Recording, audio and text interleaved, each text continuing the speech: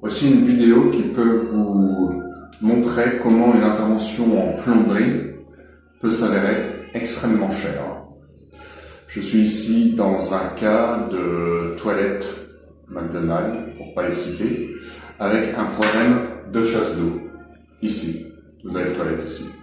Donc la problématique du client était qu'il y avait une goutte d'eau à ce niveau-là.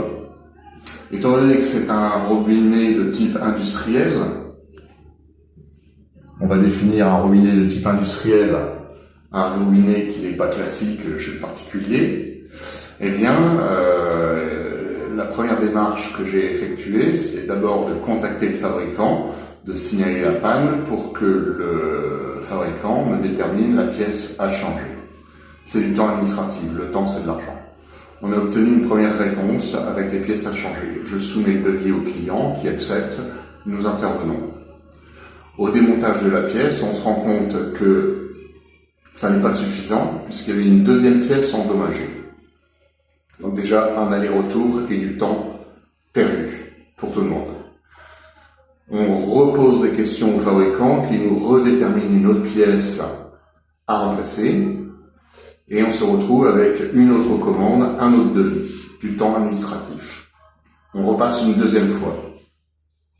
À cette deuxième opération, on se rend compte qu'il y a encore une autre fuite.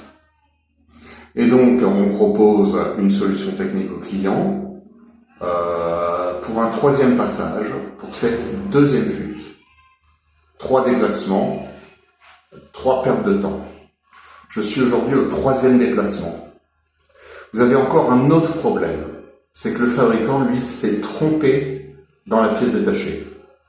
Vous avez ici des rosaces, et ces rosaces, le fabricant de l'habit, pour pas le citer, détermine 2 types de rosaces.